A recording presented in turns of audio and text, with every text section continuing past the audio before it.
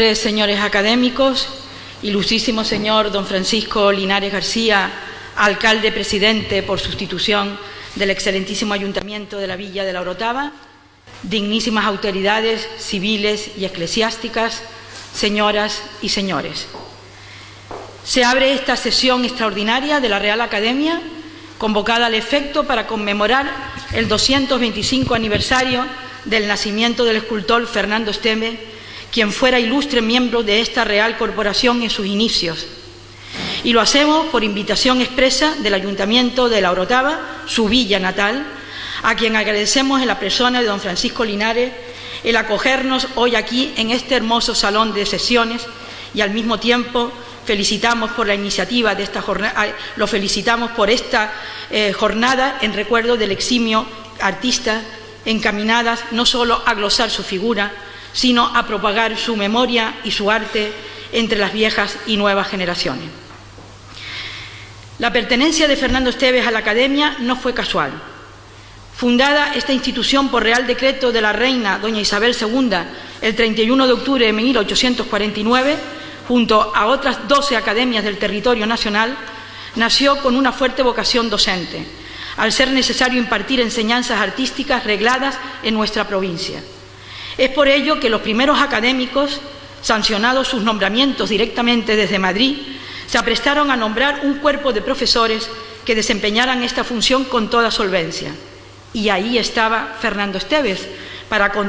contribuir con toda su experiencia y su bagaje a la formación de escultores, aunque la muerte le impidiera realizar una labor más extensa y duradera. Tampoco la Real Academia tuvo una vida demasiado larga durante el siglo XIX, pues a partir de 1869, apenas 20 años después de su creación, la institución real se disolvía tras el destronamiento de la reina que había hecho posible su nacimiento.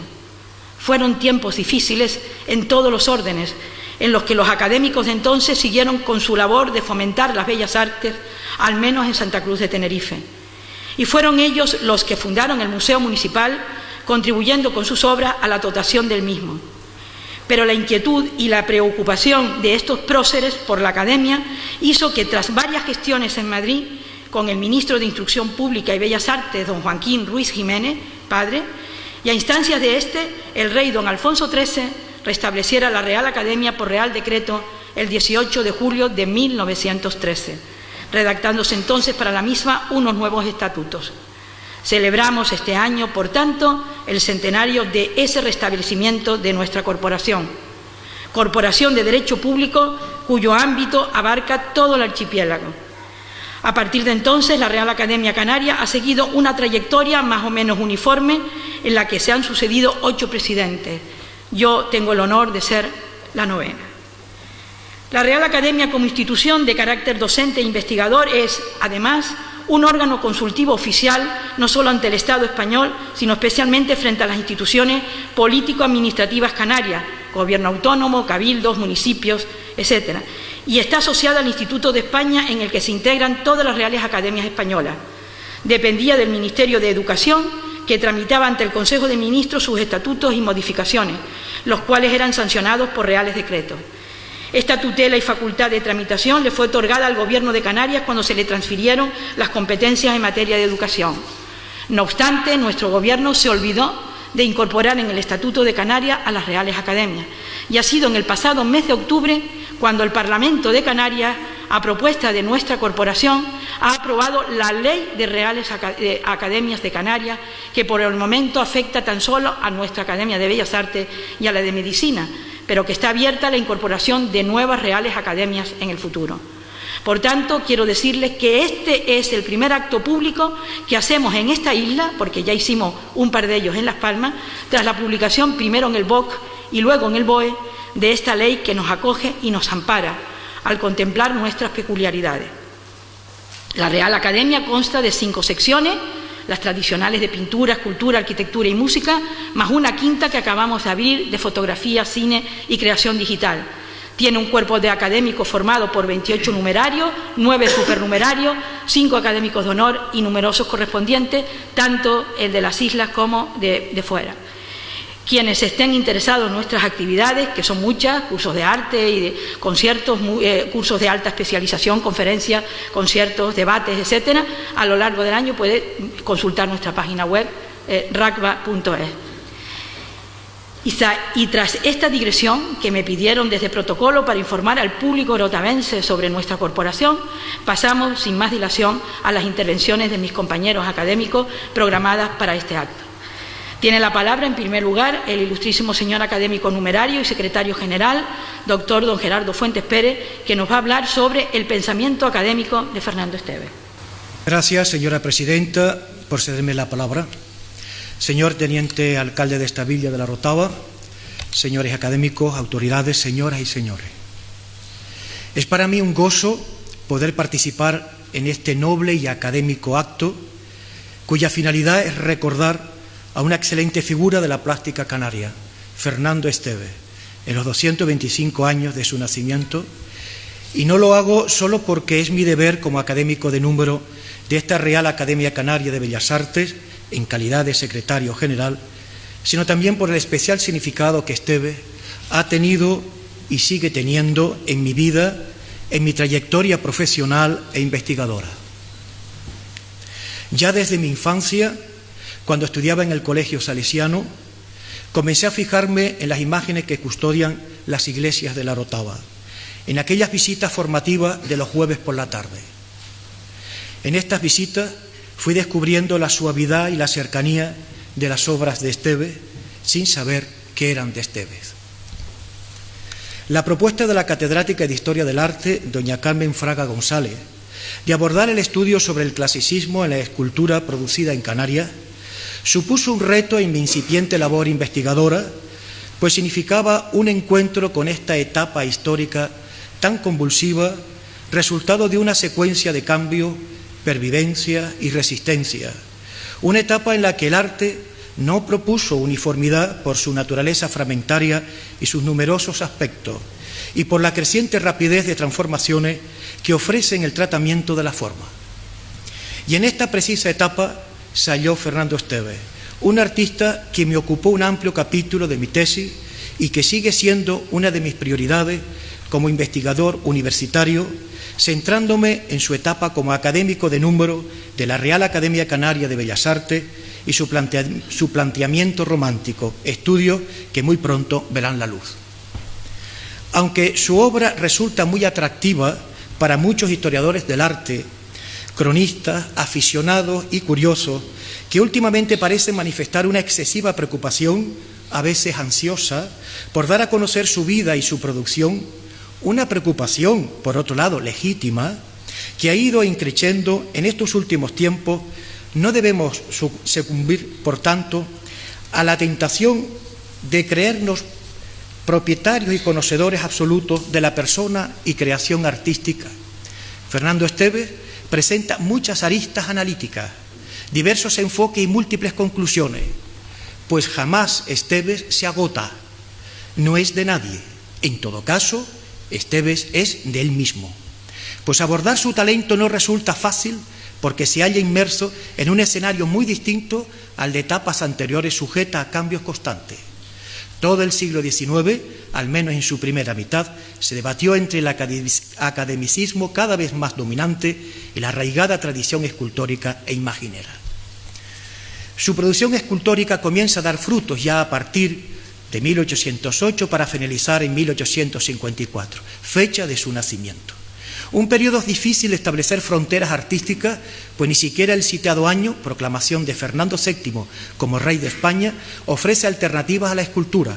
Tampoco lo supuso la muerte de Goya en 1828 o el comienzo del reinado de Isabel II, que tuvo lugar en 1833. Resulta también complicado trazar límites entre los centros de producción nacional y los regionales, como tampoco creer que estos últimos presentan una total uniformidad. La diversidad no significa dispersión absoluta, sino muchas veces encuentro de criterios y de proyectos comunes. Muchos artistas de diversas procedencias geográficas convergen con parecidos intereses en un determinado centro. Sin embargo, y a pesar de los componentes estéticos, se pone de manifiesto una clara evolución de la sociedad hacia un Estado moderno, salvando las diferencias regionales y locales.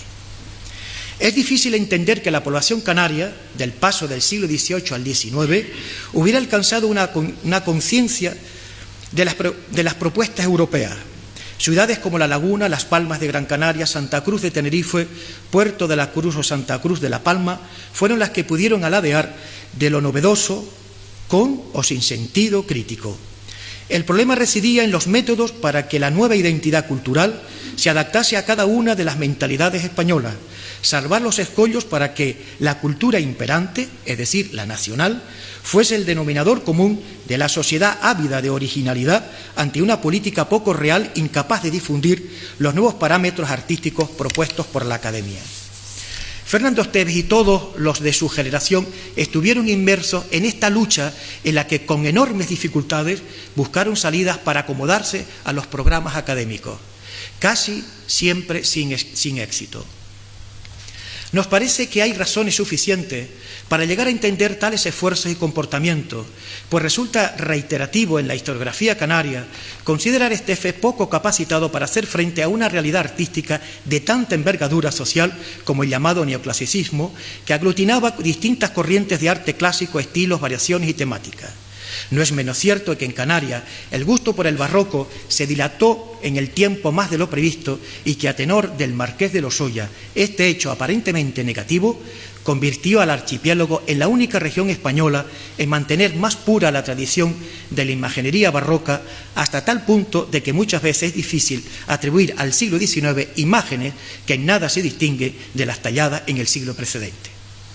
El sentimiento del barroco se acentúa, pervive y casi se inmoviliza de una manera más doméstica, utilizando e insistiendo en modelos una y otra vez, con escasas aportaciones novedosas y creativas.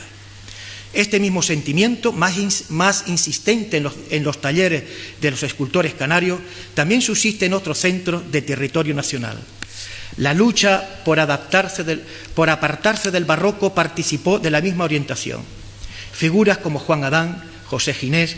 Josep Antoni Fols i Costa, entre otros, evidencian en sus obras el interés por el nuevo estilo académico, a pesar de los resabios de la escuela anterior.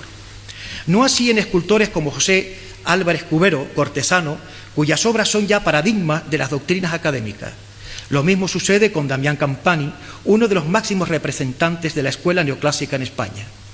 Pero estos son casos aislados, muy representativos y referenciales dentro del panorama artístico español, porque lo regular es el sometimiento de la escultura barroca al ideal clásico común en la producción andaluza, como José Fernández Guerrero, en la murciana, cuyo representante es Santiago Baglietto, también en la aragonesa con Tomás Llobet y en la gallega con José Ferreiro, sin olvidarnos de la canaria, que cuenta con su máximo representante en José Luján Pérez, autor de un considerable número de imágenes en las que el barroquismo se manifiesta contenido y mesurado. Fernando Esteves contó con las mismas capacidades y conocimientos técnicos que los de su generación, solo que no viajó, no trabajó el mármol, no tuvo la ocasión de disfrutar de los ambientes artísticos de Madrid, Roma, París, no disponiendo de herramientas teóricas para poder abarcar ampliamente la doctrina impuesta por la Academia, pero no por ello fue desconocedor de sus reglas y de la necesidad de su difusión como arte utilitario. Esteves formó parte de la Academia casi a la vez de su apertura por Real Decreto del 31 de octubre de 1841, cuando contaba ya más de 60 años de edad. Para aquellos tiempos, francamente, ya no era nada joven, solo le avalaban su experiencia y su carrera artística. Si en la fecha indicada de 1849 Esteves hubiese sido más joven, 30 o 35 años, con toda seguridad su arte hubiera tenido una orientación muy distinta, conociendo otros talleres y tendencias. Desde luego, fue una garantía para la Academia contar con un hombre que daba extraordinarias muestras en el conocimiento y dominio de las artes plásticas, pero no hay que esperar aquellos años de docencia en la referida institución para advertir su adhesión a los nuevos influjos de los lenguajes clasicistas. Es lógico pensar que, siendo uno de sus profesores, la tendencia natural e intelectual sería la de comprender, analizar, acatar e interpretar los cambios sociales que incidían naturalmente en los comportamientos artísticos. Desde que se independizó de las directrices de su maestro Luján, buscó otras alternativas en la interpretación de sus esculturas. Podemos afirmar que buena parte de los discípulos de Luján fueron epígonos de su estilo, como es el caso de Manuel Hernández, llamado el Morenito. Desde que Esteves abandona el taller de su maestro en Las Palmas, definió su estilo suave y atemperado, canalizando las formas de un barroco ya agotado hacia nuevos planteamientos estéticos. La mayor parte de sus biógrafos creen ver un cambio muy sustancial en la producción esteviana a partir de su docencia en la academia, cuando decide afincarse en la capital tinerfeña. No deja de ser cierto. Sin embargo, esa lucha por liberarse del pertinaz barroco se produjo mucho antes. Piezas como el San Pedro Apóstol de la iglesia de la Concepción de la Orotava, el San Juan Bautista de la iglesia homónima de Telde, el Nazareno de la iglesia homónima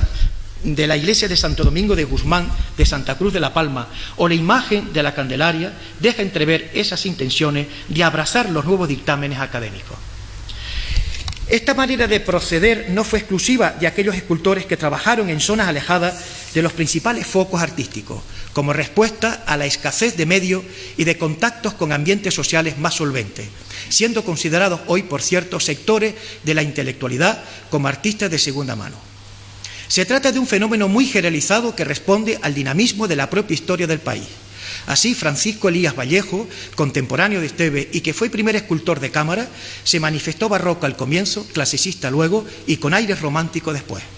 Basta citar los relieves que forman parte del conjunto de Felipe IV en la Plaza de Oriente de Madrid.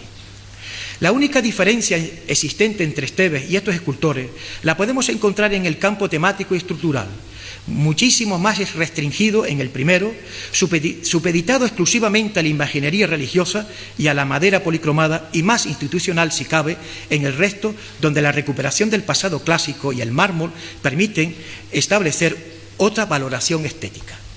Esteves, debido a la lejanía y las razones personales, no pudo llegar a la corte, a participar de las enseñanzas académicas y a entablar contacto con otros escultores que iniciaban revisiones críticas de la producción artística. Solo a través del propio aprendizaje, del contacto mantenido con otros maestros, de la bibliografía consultada especialmente en la amplia biblioteca de la Academia de Bellas Artes, enriquecida gracias a la aportación de los propios artistas y de muchos próceres de la cultura como Berthelot o Baudet, de los materiales gráficos, de los modelos de yeso adquiridos en Barcelona u ofrecidos por la Real Academia de Bellas Artes de San Fernando de Madrid, de los grabados y sobre todo de los grabados litográficos, técnica que conoció un enorme éxito a lo largo de aquella centuria, pudo convencerse de que un nuevo arte se había instalado, descubriendo a su escultor favorito, Antonio Canova, cuya reputación sobrepasó a la de Fleischmann, Tolbasen y Gibson, y a quien pondrá de modelo a sus alumnos como profesor de la Academia Canaria, en sus clases y en sus intervenciones en público, porque siente la necesidad de insertar su trabajo en una escala de valores universal que para él residía en los ejemplos de las artes del pasado grecolatino y en la elaboración neoclásica, y alude, nadie lo había hecho hasta entonces, a una tradición artística insular en la que él quiere insertarse en esa pléyade formada por Diego Nicolás Eduardo, Luján Pérez, Rodríguez de la Oliva y Juan de Miranda, a los que expresó su adhesión más fervorosa. Fue el primero en formular una reflexión crítica del arte en Canarias, una revisión de las nuevas posibilidades perceptivas hacia un nuevo tipo de investigación de las premisas y leyes constructivas que anteriormente no habían sido divulgadas. En su discurso académico pronunciado en 1853, descubrimos el pensamiento de Esteves, su altura moral, ética y profesional, su compromiso con la sociedad, con los valores patrióticos, con la historia, su preocupación por la cultura, por los más débiles. Demostró ser un hombre culto, de excelente formación humana, científica y desde luego artística. Habiendo comprendido y asumido las corrientes políticas del momento, germen de lo que hoy entendemos por la derecha e izquierda, fue respetuoso con el sistema establecido, manifestando una inmensa preocupación por la situación de Canarias, por su terruño, por su gente, sintiendo el archipiélago como patria. En este discurso se descubre también a un Esteves de escritor, a un buen escritor, a un lector, a un hombre afable, a un filántropo. Y para finalizar, oigamos la opinión que Esteves tenía del italiano Canova, el representante de la escultura neoclásica por antonomasia, y al que menciona varias veces a lo largo de su discurso académico. Dice así: volvamos ahora a nuestra época, y permitidme que os manifieste la reputación a que llegó en la misma ciudad de Roma don Antonio Canova, insigne escultor de nuestro siglo, y con qué distinciones fue premiado su elevado mérito. Él mereció que el pontífice Pío VII lo crease caballero romano, poniéndole en sus propias manos las insignias de esta distinción, que mandase inscribiesen su nombre en el libro de oro del Capitolio, que lo nombrase embajador de la corte de Francia y últimamente que le confiriese el título de marqués. Como la envidia no ocupó jamás su noble corazón, era el primero en elogiar las dignas obras de sus contemporáneos y nunca usó de rodeo en su discurso o conversaciones para llevarlos hasta el extremo de cometer necedad de elogiarse a sí mismo. Esta generosa conducta con que se distinguió este benemérito artista es la que particularmente os recomiendo, querido discípulo. Fue, sin duda, el más representativo artista del siglo XIX. Gracias.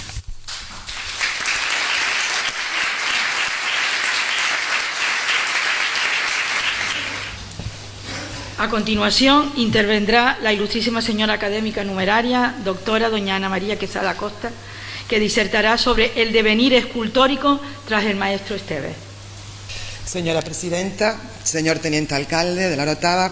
ilustrísimos académicos, autoridades, señores y señoras. Antes de comenzar, permítanme expresar la gran satisfacción que siento por participar en este homenaje académico y científico que hoy rendimos a Fernando Esteves en su villa natal. Si bien a mí me ha correspondido esbozar los parámetros artísticos que definen el transcurrir de la escultura en Canarias tras su óbito acaecido en 1854, lo que me obliga a centrarme, como poco, en la segunda mitad de la centuria decimonónica.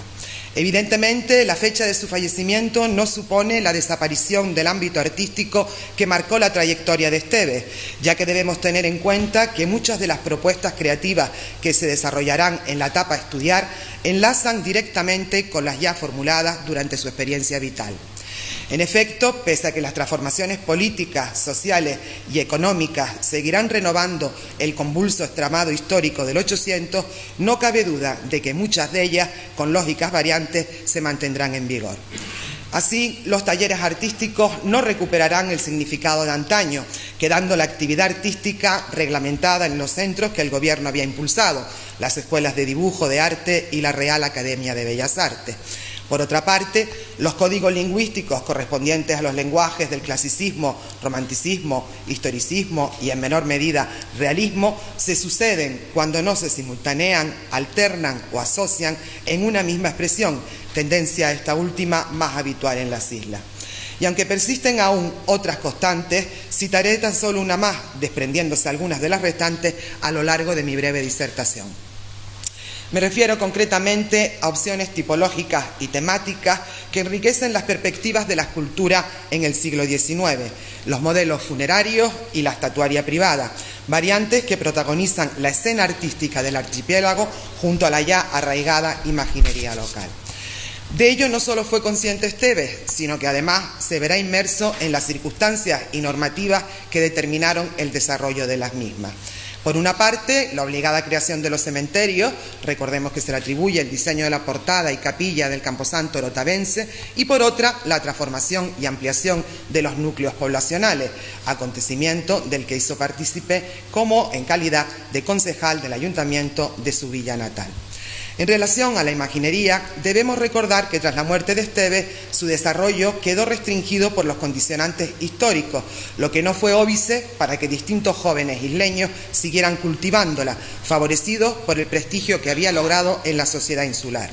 Ahora bien, se trata de artífices a lo que resulta complicado aplicar el concepto de discípulo, al menos en el sentido más estricto del término. Las enseñanzas de Esteves, primero en su propio estudio y durante los últimos años en la Academia de Bellas Artes, nada tenían que ver ya con la jerarquización gremial del taller,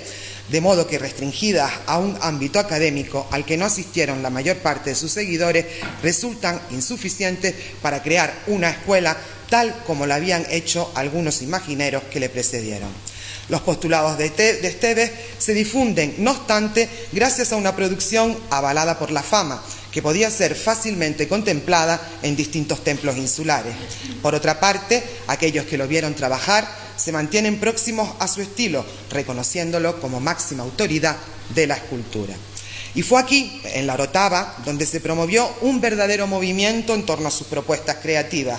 Para ello contó con muchas personalidades del ámbito de la cultura, la política y la Iglesia, siendo tal vez el de mayor relevancia el padre Díaz, de enorme influencia en La Palma, quien le proporcionó una acreditada clientela en aquella isla, sirviendo a la par de puente entre los jóvenes promesas, de modo que una vez iniciados en el terreno profesional se convertirán en auténticos paladines de un estilo que repetirán hasta la saciedad y que algunos artífices prolongan hasta bien entrado el siglo XX, recurriendo a la copia, no por falta de pericia, sino con la intención de garantizar el éxito y por ende la clientela. El más original de sus seguidores fue Aurelio Carmona López, quien parece incluso competir con el arte de Esteves cuando se compromete a ejecutar el Niño Jesús de la imagen de Nuestra Señora del Rosario de la parroquia de Santo Domingo de Santa Cruz de La Palma, consiguiéndolo en idéntica postura del que acompaña a la Virgen del Carmen de Esteves venerada en la iglesia del Salvador. En ocasiones, su espíritu se muestra más inquieto y renovador, traspasando los códigos hasta ahora establecidos por el arte. Así lo vemos al interpretar la iconografía del Cristo yacente, prescindiendo del modelo establecido por el barroco. La figura de Cristo, extendido sobre el lecho de muerte, responde a una realidad teológica, filosófica, esbozada por la literatura romántica, escasamente entendida por un público no lo suficiente preparado para acostumbrarse a contemplar un cadáver desprovisto de todo signo de sufrimiento, tal como ha argumentado acertadamente el profesor Fuentes Pérez en un trabajo reciente. Oriundo de esa isla fue también Arsenio de las Casas Martín, cuya producción escultórica se halla repartida en distintas islas. A su gubia se debe la imagen de la Esperanza, más afín a la estética de Luján, que viene procesionando en la Semana Santa de Las Palmas desde 1892, año de su ejecución.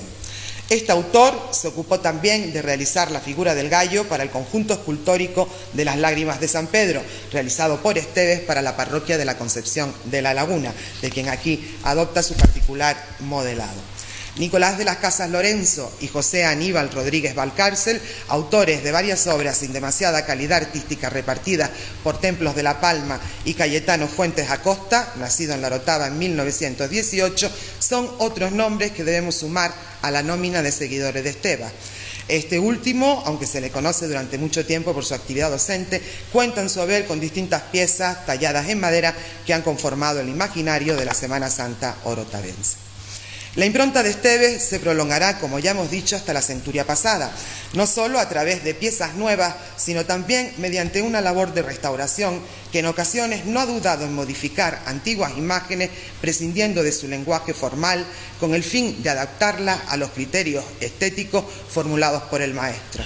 Tal es el proceder de la familia Perdigón Oramas cuando restaura la imagen de Nuestra Señora del Rosario de la iglesia de la Concepción de los Realejos, considerada obra de Esteves por sus características anatómicas. Recientes análisis de la pieza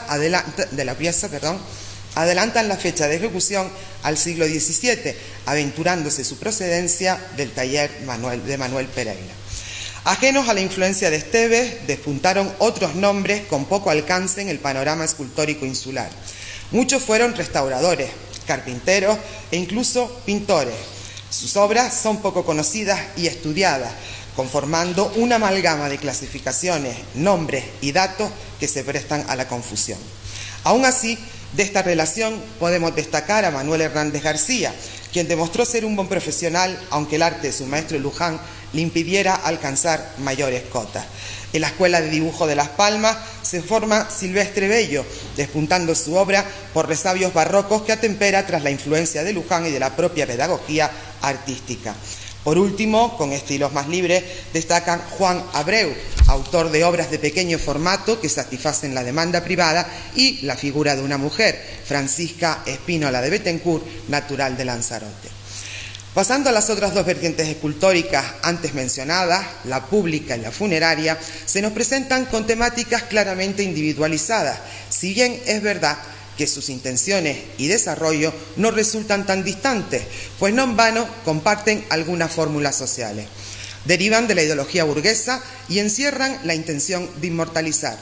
Los cementerios no dejan de ser una proyección de la ciudad de los vivos y al igual que ésta se verá afectada por los ensanches, la regulación de sus trazados, la creación de hitos en forma de capillas o cruces, la diferenciación de espacios en función del nivel económico de sus residentes y la consecuente desigualdad de las moradas, que van desde sencillos túmulos hasta monumentales panteones.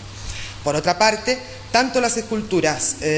funerarias como las públicas se presentan ante el espectador con símbolos e información suficiente para leccionarlo, aspectos reforzados por materiales sólidos y perdurables que garantizan el objetivo de la atemporalidad. Y es precisamente este condicionante ideológico el que determina la ausencia de artífices canarios en la producción de este patrimonio escultórico, toda vez que la carencia de mármol en las islas y la supeditación de nuestros creadores a la imaginería hicieron casi de todo imposible una interpretación local. La excepción fue protagonizada por el escultor gran canario Rafael Bello Shanahan, quien perfecciona estudios en una academia de Roma. Probablemente su estancia en Italia le dio la oportunidad de conocer los entresijos del mármol, ya que fue uno de los pocos escultores canarios que lo utilizaron, pese a que no hiciera uso del mismo cuando Las Palmas de Gran Canaria le encarga un monumento al poeta Bartolomé Cairasco de Figueroa en 1876 y otro años más tarde dedicado a su isla natal. En ambos casos recurre al yeso, demostrando la ineficacia de un material a todas luces excesivamente frágil para desafiar a la intemperie. Afortunadamente no fue esta la tónica general, ya que Canarias, durante el periodo histórico que analizo, redirige su mirada a la hora de verificar este tipo de encargos a Italia, tal como hicieron otras muchas provincias españolas. De sus canteras y talleres nos llegarán distintas piezas, constituyendo, por otra parte, una singular excepción, la arribada a Tenerife y posterior residencia de un artista italiano, Angelo Cherubini, activo en Santa Cruz de Tenerife hacia 1860. Su formación en escuelas italianas se hace patente en sus obras más relevantes, dejando entrever un sentir romántico que expresa mediante reiterados modelos de tradición romana. Acaparó buena parte de la demanda tinerfeña, dejando distintas muestras de su quehacer tanto en la estatuaria funeraria como en la ornamental. En distintos cementerios tinerfeños se localizan diversas tumbas y lápidas, aunque como ejemplo ilustrativo de su actividad y del prestigio que alcanzó, traigo a colación el mausoleo del adelantado Fernández de Lugo, sito en la Catedral de la Laguna, un proyecto diseñado por el arquitecto Manuel Dorá, con quien Cherubini firma las condiciones de ejecución en 1880, cuando el Ayuntamiento lagunero solicita el traslado de los restos del adelantado desde el convento franciscano de San Miguel de las Victorias. Se trata de un panteón de formato vertical en el que laureles, heráldica, escudo y armadura se funden con el preceptivo epitafio, grafías todas que se vio obligado a cincelar en mármol de Carrara. Entre sus muchos comitentes encontramos a don Andrés Lugo, Viña y Oliver, quien le encomendó ni más ni menos que 6 esculturas mitológicas para decorar el jardín de su vivienda, cita en la Plaza de la Constitución, actualmente la Candelaria. Una vez derribado el inmueble, diseñado también, por cierto, por Manuel de Orá, las piezas pasaron a ornamentar el parque municipal. Por su parte, Las Palmas de Gran Canaria confía sus encargos más destacados a otro escultor italiano, Paolo Triscornia di Ferdinando. Si bien este nunca residió en la ciudad, ni tan siquiera la visitó, limitándose a remitir sus bocetos a través de Enrico Estazano, agente comercial oriundo también de Italia, a quien pronto designa como representante en la isla. Era propietario de un taller en el que daba forma a toda clase de mármoles, oscilando su estilo entre el realismo histórico y el lenguaje romántico, apreciándose además una clara predilección por la simbología y los efectos pictóricos, hábilmente logrados gracias a contrastes lumínicos. En total, son 4 las obras legadas. La primera en llegar sirve de homenaje a Cristóbal Colón, cuya efigie inspira modelos iconográficos derivados de la pintura de historia y descansa sobre una columna octogonal en la que se ha tallado una hoja de palmera alusiva a la vegetación de la cual toma nombre a la ciudad. Para conmemorar de nuevo a Cairasco de Figueroa, realiza un busto que apoya sobre una corona de laurel y 2 libros superpuestos que delatan la actividad literaria del protagonista. En el lomo de uno de ellos se ha cincelado la palabra esdríxile en referencia a los versos esdrújulos que el poeta introduce en su producción. El matiz conmemorativo inherente a estas esculturas no deja de estar presente en el primer conjunto funerario que envía para el Camposanto de Las Palmas, pues se trata de un memorial que rinde tributo a los náufragos italianos que fallecieron en el Puerto de la Luz en 1888 tras colisionar el barco en el que viajaban con un vapor de nacionalidad francés. La atracción que sienten muchos escultores del momento por la representación simbólica de la patria, alentado por ideales nacionalistas, se torna en este caso de obligada referencia, recreándola en una figuración femenina tocada por una tiara en forma de castillo. Su mirada y brazos se dirigen hacia una roca en la que resalta la corona fúnebre que recoge la inscripción a sus hijos. Más suntuosa aún resulta la capilla funeraria que Triscornia elabora para la familia Rodríguez. Cruces, coronas e imágenes, ataviadas a la usanza griega, flanquean la entrada, mientras que 4 búhos vigilan el sueño eterno desde la base de una cúpula de la que emerge un ángel alado que llama a la resurrección. De Italia, concretamente del obrador del artífice Achille Canese, hace llegar Santa Cruz de Tenerife a finales del siglo una fuente marmórea que se convierte en un indiscutible hito referencial de la recién estrenada Plaza Güell. Se trata de una obra de dicción neorrenacentista formada por taza ochavada de la que emerge un pedestal cuadrado en el que se distingue un repertorio iconográfico integrado por conchas, delfines, mascarones, guirnaldas y putti.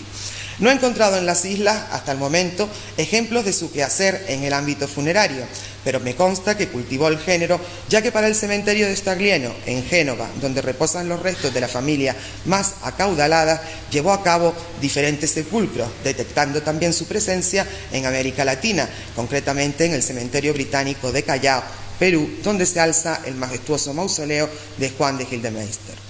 El mármol, como hemos visto, fue el material más solicitado para este tipo de realizaciones, pero también es verdad que ya a finales del 800 se recurrirá al bronce, tal como hizo Santa Cruz de la Palma cuando perpetuó la memoria del sacerdote Manuel Díaz, obra debida a un diseño del escultor catalán José Montserrat. No quisiera concluir esta disertación sin mencionar también la importancia que adquiere la escultura durante la segunda mitad del siglo XIX como complemento, en algunos casos indisociable, de la arquitectura que va conformando el telón de fondo de la nueva escenografía urbana. Obras de corte academicista, trabajadas en piedra artificial, madera y yeso. En esta actividad sobresale el papel desempeñado por Gumersindo Robaina Lasso, quien ejecuta relieves para centros oficiales y casas particulares, además de esculturas de bulto redondo que coronan o coronaban muchos edificios de carácter cultural, tal como hizo con el frontispicio del inmueble en el que actualmente tiene su sede la Real Academia Canaria de Bellas Artes, donde campean Mercurio y Minerva, simbolizando la ciencia y las artes respectivamente. Nada más, muchísimas gracias por su atención.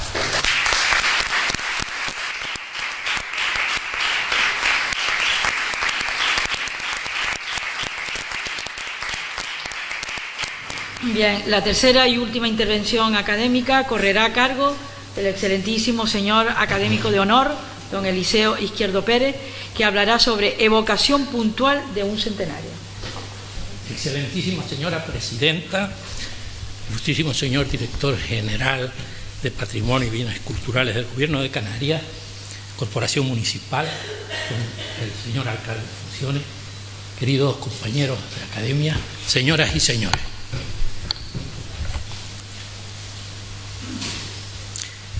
En un artículo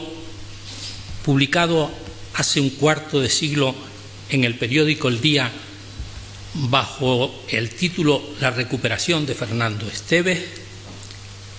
manifestaba yo la esperanza de que los esfuerzos de cuantos participamos en la organización del bicentenario del nacimiento del gran escritor orotavense no se diluyeran en el tiempo como tantos otros, sino que por el contrario fueran, como se dijo entonces, se quiso entonces, un hito imborrable en la historia del arte canario, no por la celebración en sí, sino por los frutos que se pudieran de ella lograr. Porque lo que entonces apostamos se cifraba en un objetivo fundamental: rescatar la personalidad y la obra de Fernando Esteves del injusto puesto al que, según criterios compartidos, se hallaban relegadas, acaso por la conjunción de desconocimiento e ignorancia, aderezados ambos con reformulaciones vacías de contenido, inexactitudes y repeticiones inconsistentes y pereza intelectual, y de esa manera situarlo en el que debe tener, en el puesto que debe tener en el panorama general del arte español del siglo XIX. En este empeño puso sus afanes y su prestigio nuestra Real Academia. Era su deber. Fernando Esteves, como ya se ha dicho, fue uno de los 3 primeros profesores nombrados por el Ministerio de Comercio, Instrucción y Obras Públicas de entonces, a propuesta de la propia corporación, cuando ésta se constituyó en 1850, y fue el primer académico numerario elegido por mérito y conocimientos en la sección de escultura, inmediatamente después de que se aprobara la organización y el funcionamiento de la institución, el número de miembros que habrían de componerla, sus secciones y cátedras e incluso el horario en que convenía impartir las enseñanzas, atendiendo, especifica el acta de 16 de agosto de dicho año, a que son principalmente las clases de artesanos las que han de utilizarla. El Bicentenario pivotó sobre 3 acciones de diferente calado y significación: descubrimiento de una lápida por el Ayuntamiento de la Villa de la Orotava en la casa natal de Fernando Esteves, sesión pública solemne de la Real Academia y exposición de la obra del escultor. Hoy, al cabo de un cuarto de siglo, volvemos a esta casa, ahora correspondiendo, como también lo ha dicho la señora presidenta, a la amable invitación de su consistorio para participar en los actos en honor del gran imaginero en su 225 aniversario, y más de uno de cuantos asistimos a aquella memorable sesión académica y nos encontramos de nuevo aquí convocados por la memoria del artista, recordamos bien la emotividad de aquella celebración que marcó sin duda un antes y un después en el conocimiento y la estimación de Fernando Esteves como hombre y como artista. Otros, infaustamente, entre ellos el profesor y amigo doctor Jesús Hernández Perera, académico de honor, ya no están con nosotros. Del doctor Hernández Perera mantenemos, no obstante, vivo en la memoria el ejemplo de su magisterio, su amor a la academia como también a la villa donde nació y la admiración que sentía por su paisano Esteves. Para él y para cuantos como él ya emprendieron el viaje sin retorno que todos algún día hemos de realizar, nuestro más emocionado recuerdo. Es esta otra buena oportunidad para aproximar al conocimiento de propios y extraños, más aún la personalidad humana y la producción artística de Fernando Esteves, como acaban de hacerlo magistralmente los ilustres señores académicos doña Ana Quesada y don Gerardo Fuentes, pero también para hacer balance de lo que 25 años atrás se consiguió, de cuanto se intentó y no fue posible lograr, de algún fracaso, pues también lo hubo, pero sobre todo para que reflexionemos, aunque sea muy brevemente, para qué debe servir esta conmemoración de 2013. En la telegrafía convencional, el relé era el aparato que reabastecía de tramo en tramo, en un circuito dado, las señales eléctricas en su recorrido a través del cable conductor, para evitar que perdieran fuerza en el trayecto y llegaran sin debilidad y sin deformaciones al destino. Pues bien, de manera parecida al relé del viejo telégrafo, debemos entender esta efeméride como una nueva oportunidad para profundizar en el conocimiento del arte de Esteves, para insuflar renovados bríos a proyectos que se han quedado detenidos para abrir caminos nuevos de investigación. Creo que es por lo que hoy está aquí de nuevo la Academia. La celebración del Bicentenario se inició el 3 de marzo de 1988, coincidiendo con la fecha del nacimiento de Esteves, y lo hizo con dos de los tres actos principales del programa. El primero fue el descubrimiento de una lápida en la casa de la calle de la Carrera, junto a la que, siendo alcalde don Agustín Hernández Hernández, se colocó en 1922 para proclamar que allí había venido al mundo un artista que era gloria de su patria. Fue un acto sencillo pero emotivo. El ambiente húmedo de la villa, sobre la que hasta poco antes se había cernido una fina llovizna, no impidió que se congregaran numerosas personas ante el edificio que por entonces albergaba la librería Miranda, foco de libertad y de cultura para las gentes del Valle en tiempos difíciles para nuestro país. Después de la interpretación del pasodoble Aires del Terruño del compositor guimarero Miguel Castillo por la Banda Municipal de Música, exaltaron la figura de Esteves, el alcalde señor Valencia, y el viceconsejero de Cultura del Gobierno de Canarias, señor García Ramos. Ambas autoridades y el presidente de la Real Academia, señor González, ofrendaron una corona de laurel ante el mármol que acababa de desvelarse mientras sonaban los cantos canarios de Powell. Más tarde, con el ritual de costumbre, se instaló en este salón la Real Academia. Abrió la sesión su titular, don Pedro González y González. Fue, permítanme que lo diga así, un acto rico en contenido, sobrio pero solemne, conforme a las pautas protocolarias que rigen la actividad académica. La doctora María del Carmen Fraga González, académica numeraria, ausente de la isla, envió su trabajo Fernando Esteves y La Palma, que leyó su compañera de tareas universitarias, la doctora Clementina Calero, Tina Calero, miembro del Comité Municipal del Centenario. Un enjundioso trabajo fue el suyo, un trabajo de investigación sobre las relaciones del imaginero con el inquieto presbítero palmero, tantas veces citado aquí, don Manuel Díaz,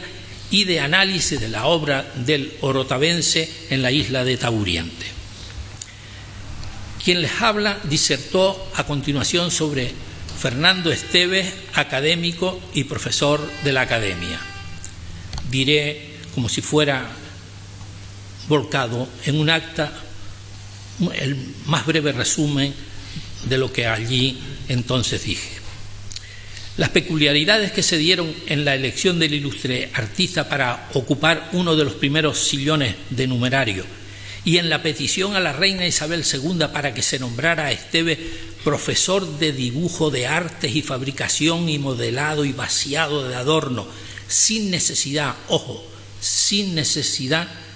de concurso o oposición, atendiendo a su saber y a sus pocos recursos económicos que le impediría ir a Madrid a hacer la oposición. En ambas peculiaridades, repito, se centró nuestro Parlamento, que tuvo como eje la certera afirmación de los señores académicos que lo propusieron. Si Luján fue el primero y el único escultor en su tiempo, Esteves fue también el primero y el único en el suyo. Hubo además espacio para glosar su tarea de profesor, su responsabilidad como académico puntual que intervenía en los debates y hacía proposiciones de máximo interés, y en especial para comentar el discurso del que aquí también se ha hablado, discurso que pronunció el 19 de noviembre de 1853 en la sesión pública celebrada en Santa Cruz de Tenerife para la entrega de premios a los alumnos de la Academia, discurso en el que Esteves habló de la necesidad de ir disipando por grados las calamidades que nos rodean, de su confianza en la notable inclinación que en todo tiempo, aseguraba, han tenido nuestros paisanos en el cultivo de las artes, su denuncia de la falta de medios suficientes de los jóvenes para transportarse a las universidades y academias de nuestra nación o a las extranjeras, y que tuvieran que formarse casi por sí mismos, y su consejo de que es el comportamiento, mérito y distinción de las profesiones a que cada uno se dedique lo que antes que cualquier otro objetivo debe prevalecer en la persona. Esteves, en esta hermosa lección, exhorta a sus discípulos a no dejarse tentar ni por el elogio ni por la envidia, a no envanecerse con la propia obra, a no desacreditar a los compañeros, a estimar las producciones del bello sexo, de la mujer, y a dedicarse al trabajo aún a costa de muchas privaciones y desvelos. Y sobre estas palabras que subrayé con doble trazo de admiración y de emoción, dijo: reflexionar, dirigiéndose a sus alumnos, que las ciencias y las artes han sido el patrimonio de los pobres, y que si os descuidáis en su cultivo, mal podéis esperar óptimos frutos. ¡Qué maravilla! ¡Qué lástima que algún ministro que yo me sé no leyera y reflexionara sobre estas palabras! El discurso del profesor Hernández Perera, el escultor Fernando Esteves y el ingeniero José Bettencourt y Castro se ciñó a las relaciones del artista con su amigo y protector, personalidad de primer orden en Canarias en el siglo XIX, pero un tanto oscurecida por la personalidad rutilante de su hermano, el gran don Agustín de Bettencourt y Molina. En su brillante disertación, Hernández Perera analizó la trascendencia que en la formación de nuestro escultor tuvo la estrecha amistad de ambos artistas, de José Bettencourt y Castro y Fernando Esteves del Sacramento. El acceso a la biblioteca de Bettencourt, tan valiosa como su colección de grabados y de pintura, la más rica del archipiélago en su tiempo, le permitieron sin duda a Esteves, dijo el orador, y lo dijo bien, el estudio detenido, moroso, consistente de aquel enorme caudal de arte tan a su mano, más eficaz con toda probabilidad, apuntó, que cualquier otro magisterio posterior. Se refirió luego a la intervención de Esteves en varias de las obras diseñadas por el ingeniero orotavense, tabernáculos, andas del corpus, sagrarios, etc.,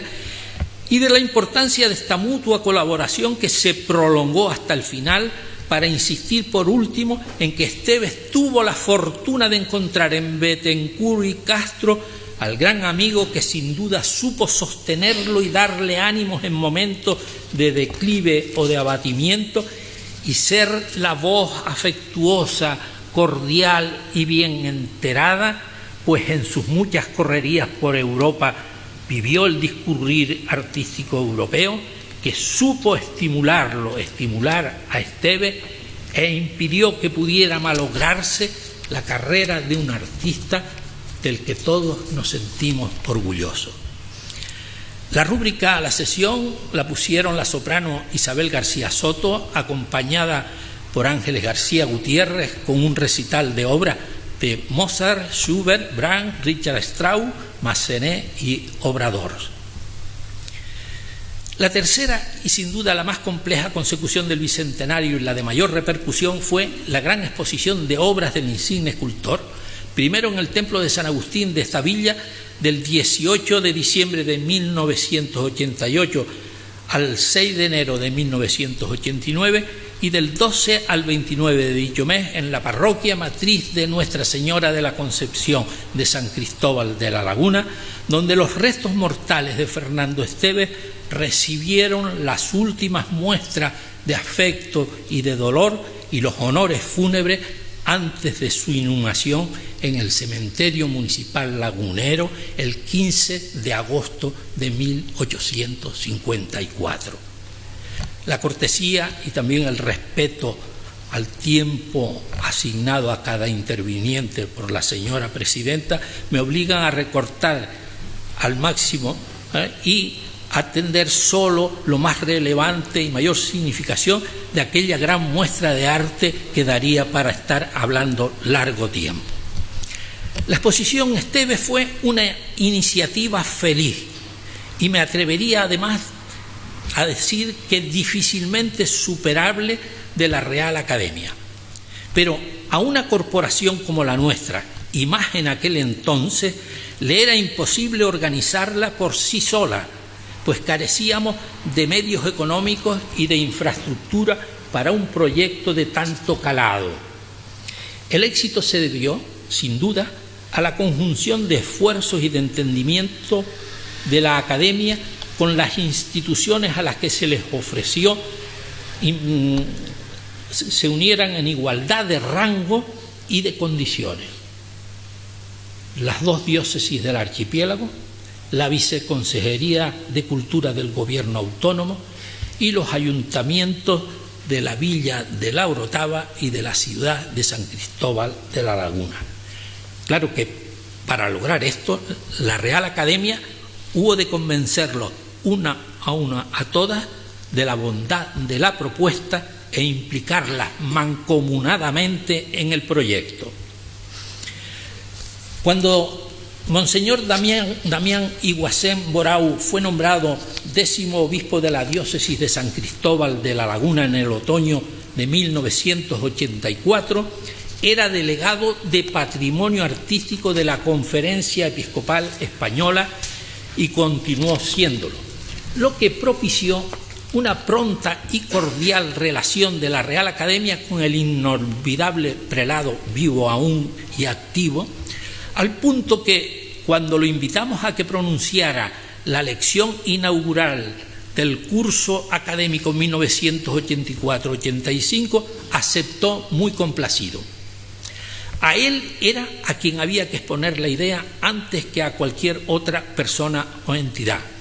obtener su aprobación e intentar comprometerlo en ella por su conocimiento, por su influencia y por su sensibilidad artística. Demostró tener estas cualidades en sumo grado y ejercer con ellas no solo en su propia diócesis, sino también como eficaz interlocutor con el obispo canariense. Su apoyo fue decisivo. Supo convencer con habilidad exquisita a la gran mayoría de los párrocos encargados de iglesias y oratorios y comunidades eclesiales para que se dieran las imágenes con respeto total, eso sí, a la autonomía de todos ellos. En 1988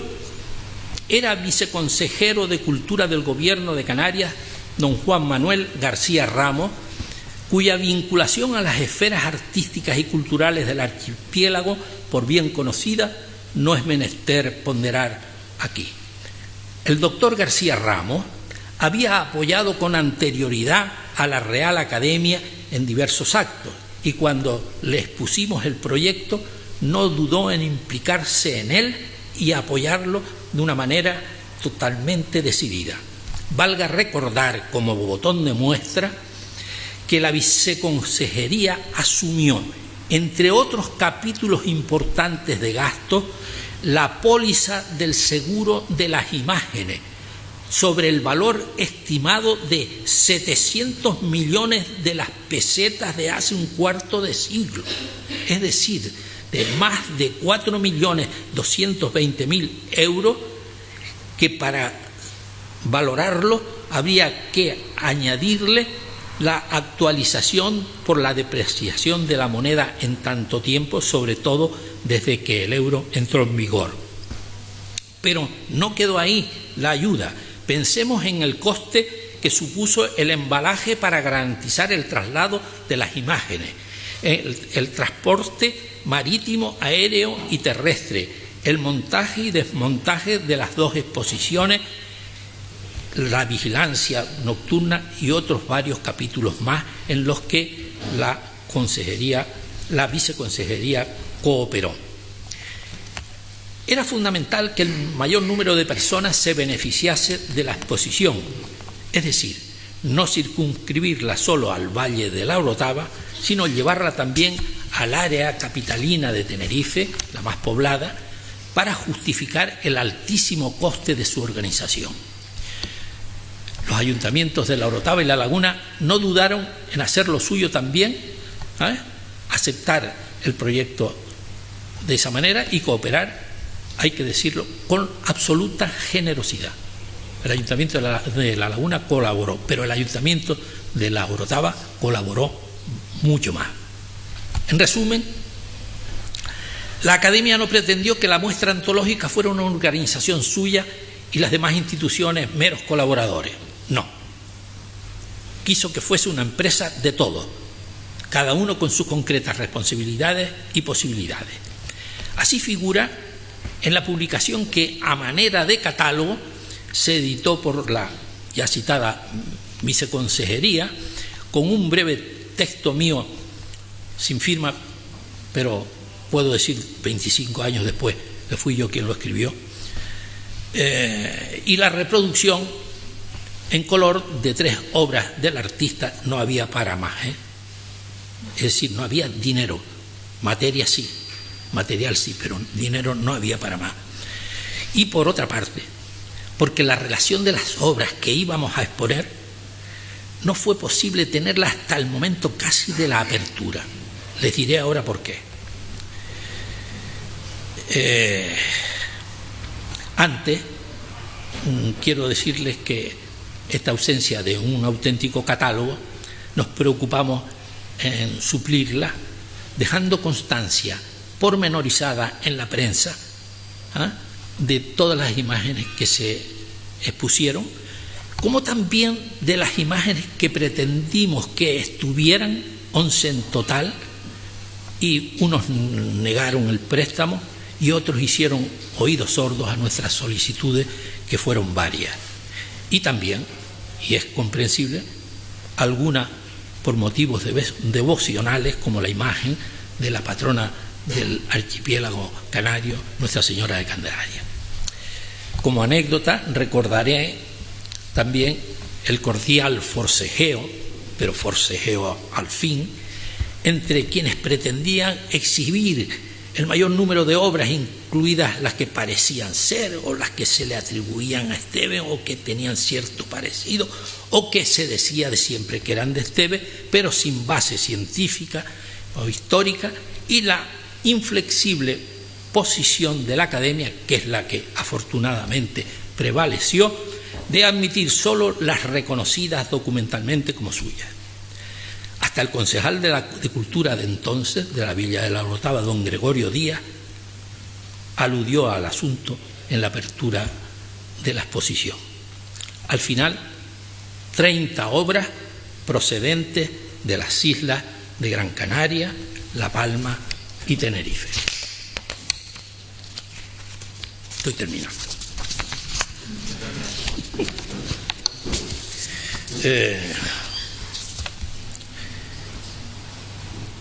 Quiero decir que al principio hablé también de algún fracaso. Bueno, pues sí, un fracaso fue ese, no haber logrado, no haber sabido convencer de que hubiese sido formidable, hubiese sido magnífico haber tenido toda la producción que en aquel momento se sabía que era de Esteves, haber logrado traer esas 11 obras que no llegaron nunca.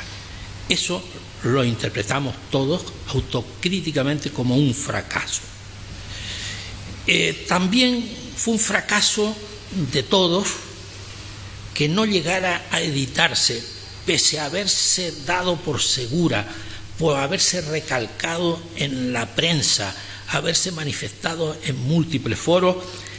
no haberse publicado, no haberse editado el volumen Fernando Esteves y su tiempo de los investigadores Martínez de la Peña, Allosa Moreno y Rodríguez Mesa, así como también los trabajos de esa sesión que yo acabo de comentar.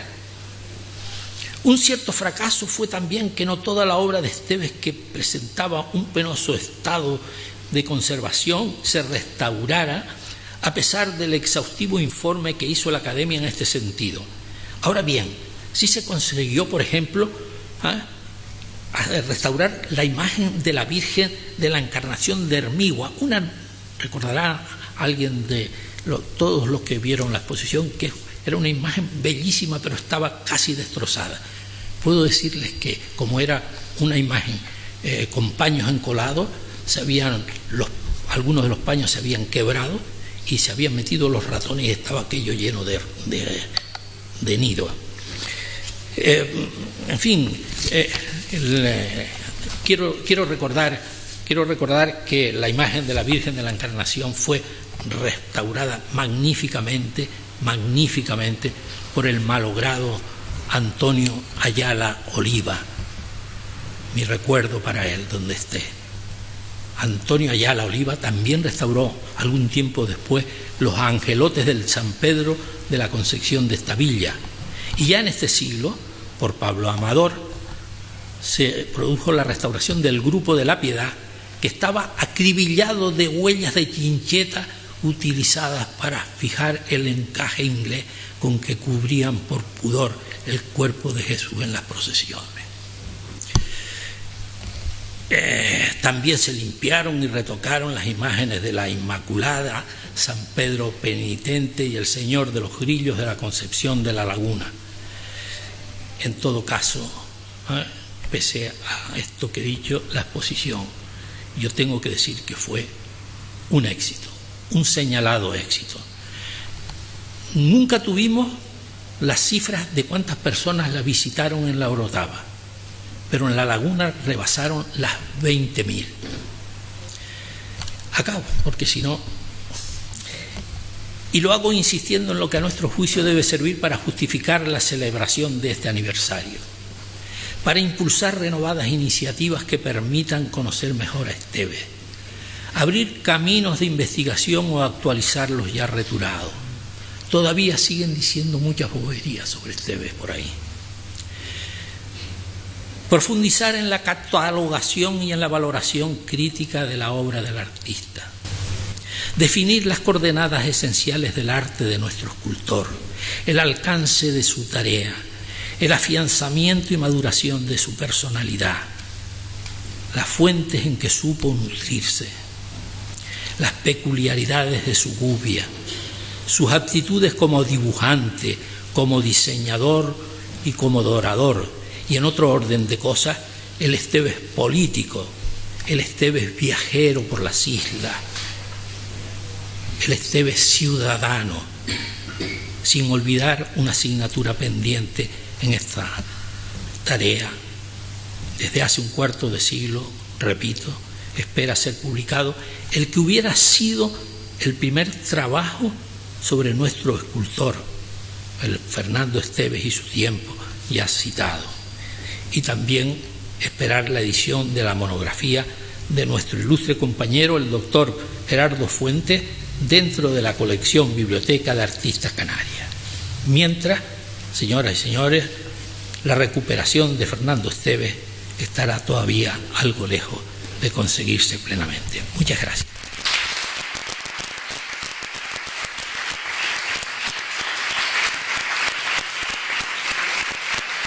El ilustrísimo señor don Francisco Linares García, alcalde presidente por sustitución del excelentísimo ayuntamiento de la Villa de la Orotava. Después de estas doctas palabras, francamente está prácticamente todo dicho, pero creo que es un honor para todas las personas que estamos hoy aquí, cargos públicos, personas amantes de lo que es la cultura, el arte, que en estos tiempos, además, en los cuales estamos, en los cuales pues hemos dejado de hablar, desgraciadamente, de cultura, de arte, de intelecto, de lo que el pensamiento en sí es, y nos hemos centrado, desgraciadamente, en estos últimos tiempos en hablar de cuánto cuesta, cuánto vale todo, y en la cuantificación y la mercantilización que hemos hecho en los últimos 5 años. Y el arte, la cultura y el mundo intelectual tiene que seguir teniendo una presencia activa. Por eso creo que esta noche estamos haciendo un reconocimiento justo de la historia a una fecha que para este pueblo, para esta isla, para Canarias y para el mundo no podía pasar como cualquier otra fecha, porque estamos hablando del escultor Esteves, un villero de pro, un orotavaense ilustre, un escultor extraordinario, uno de los mayores intelectuales que ha dado nuestra tierra en los últimos siglos, que desgraciadamente tal vez no ha sido todavía reconocido en su medida exacta y justa. Por lo tanto, pues cuando hace algunos meses se nos planteó la posibilidad de organizar pues algunos actos, por supuesto muy austeros, acorde a los tiempos en los cuales estamos, pero hacer un acto austero no significa hacer actos mezquinos, sino hacer actos dignos, como el escultor Esteves merece indiscutiblemente. Para nosotros es luego un honor extraordinario que la Real Academia de las Bellas Artes por segunda vez se encuentre esta noche aquí. Pues porque son fechas históricas. Esta es la tercera vez a lo largo de este último siglo, como bien se dijo antes, en 1922, en 1988 y este año, en el año 2013, que nos acordamos institucionalmente en este pueblo de lo que ha sido Fernando Esteves, que nos ha cogido en tiempos malos, indiscutiblemente. No le quiero decir lo que hubiera pasado en estos tiempos si a alguna institución pública se le hubiera ocurrido hacer un seguro con fondos públicos de esa cantidad que estaba usted hablando. Nos hubieran empapelado en estos tiempos, porque eso ya no es una sugerencia, eso es una prohibición. Pero hay que seguir luchando valientemente para que ese espíritu que usted, además creo que ha hecho una descripción exacta de un hombre que fue algo más que un escultor. Ojalá en estos tiempos, 2013, siglo XXI, hubieran en nuestro país muchos Fernandos Esteves. Posiblemente las cosas a lo mejor irían en un tenor distinto en lo que estamos ahora. Pero no podemos dar marcha atrás. Por eso, pues para nosotros, y sé que hablo en nombre de la corporación en pleno, pues es un honor, una satisfacción. Y yo como alcalde de Accidental hoy les quiero agradecer el esfuerzo que han hecho de hacer una presencia física en este salón noble para hacer un acto de elevado nivel cultural e intelectual. En estos tiempos, la cultura, el arte, desgraciadamente no está pasando por buenas épocas. Esta noche yo quiero entender este acto como un faro de esperanza, de ilusión compartida de todas y todos que estamos aquí, de que hablar de déficit y de la bolsa todos los días es cansino y peligroso. También hay que hablar de inquietudes intelectuales, del arte, de la escritura, de la música, de la escultura, porque al final eso es el bagaje que la historia de un pueblo lleva. Lo demás es efímero. Esto es un acto muy importante y por supuesto todos los que estamos aquí, que estamos en nombre de todas las personas que viven en este pueblo, nos sentimos felices, contentos, y es de justicia agradecer también a un grupo de jóvenes que han sido muy importantes en todo esto que hemos hecho. No voy a dar sus nombres, pero ellos saben quiénes son. Personas que han trabajado mucho, para que todo salga bien. Personas que se han incorporado al 100% para solicitar todo lo que hacía falta para que los actos que empiezan hoy y que van a culminar este sábado día 2 y que por supuesto el día 3, aunque no haya un acto oficial, es el día en el que el escultor Esteves pues cumplirá 225 años. Y sé que estamos todos muy contentos y felices que ese grupo de jóvenes, anónimos todavía, pero es la esperanza de un pueblo. Los pensantes intelectuales anónimos, que a cambio de absolutamente nada, han dado para este acto absolutamente todo. Este mundo todavía tiene arreglo cuando esa cosa pasa. Yo soy optimista, tenemos que serlo cuando esas cosas pasan.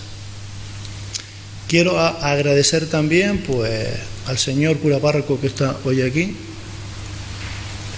Óscar, muchas gracias por la facilidad, por haber estado, por habernos dado todo lo que se nos pidió y que en tus manos estaba para que las esculturas estas estén hoy aquí. Que quiero destacar a una de ellas, la escultura de Santa Clara de Asís, que está hoy aquí, en este espacio, que fue el antiguo convento de las monjas de Santa Clara, y que un incendio y que el fuego destrozó. Sobre ese solar está hecho esta casa consistorial, palacio, en la cual estamos. Ha sido un muy buen gesto eso también. Por lo tanto, pues, simplemente agradecer y emplazarlos que en el 2038, cuando el escultor Esteves cumpla 250 años, estemos todos aquí. Y aunque no estemos,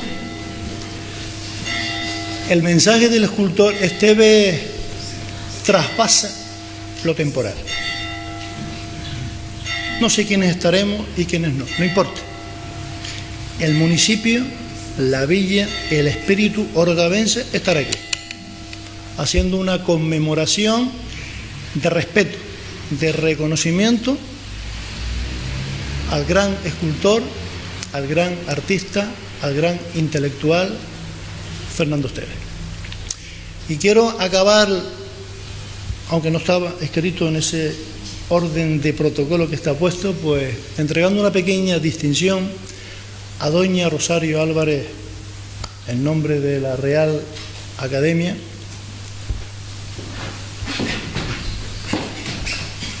Este cuadro que es el cartel, porque queremos que, bueno, en su espacio, en su sitio, en su casa,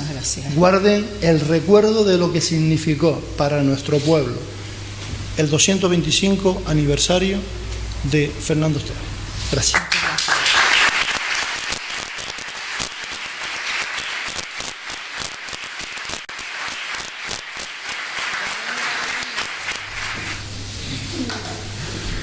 Bueno, ya no me resta sino expresar una vez más, en nombre propio y en el de la Real Academia Canaria de Bellas Artes de San Miguel Arcángel, nuestro agradecimiento muy intenso por la amable invitación de este consistorio para realizar esta sesión académica con motivo de la efeméride del escultor orotavense. Agradecimiento que también hago extensivo a los coordinadores de esta jornada. Yo sí los voy a nombrar, al doctor don Juan Alejandro Lorenzo Lima y a don Joshua Rodríguez Álvarez, al mismo tiempo que los felicito junto a todo su equipo por el trabajo de organización de estos eventos en homenaje al ilustre escultor villero, que comprenden varios actos y muestras de su obra artística, de la que aquí al fondo de la sala tenemos una pequeña representación. Su trabajo altruista y desinteresado es muy meritorio y loable, procediendo de jóvenes preocupados por el arte, la cultura y la investigación. Espero que el respeto, cariño e interés que han demostrado por la obra de Esteves la hagan extensiva a otros ilustres villeros, como por ejemplo al recordado doctor don Jesús Hernández Pereira, uno de los pioneros de la historia del arte en Canarias, maestro de maestros e investigador insigne e incansable, cuya obra trascendió no solo las fronteras de nuestro archipiélago, sino la de nuestro país, que como bien ha dicho pues, nuestro antecesor en el cargo, don Eliseo Izquierdo, pues también intervino con aquel magnífico discurso en el homenaje que se le hizo hace 25 años, que fue académico de honor de nuestra Real Academia y que fue distinguido por esta corporación municipal con el título de Hijo Predilecto. mucho nos complacería que su villa natal no se olvidara de su fecundo paso por esta tierra. Muchas gracias a todos por su presencia en este acto y un agradecimiento especial a los 4 músicos de la Banda Municipal de La Orotava, quienes, capitaneados por el joven oboísta villero don Enrique Álvarez González de Chávez, han interpretado el pasaclaustro de entrada de la Academia, compuesto por el decano de los académicos numerarios, el doctor don Lothar Siemen, y que ahora cerrarán el acto con las glosas sobre el Gaudeamus Igitur del mismo autor.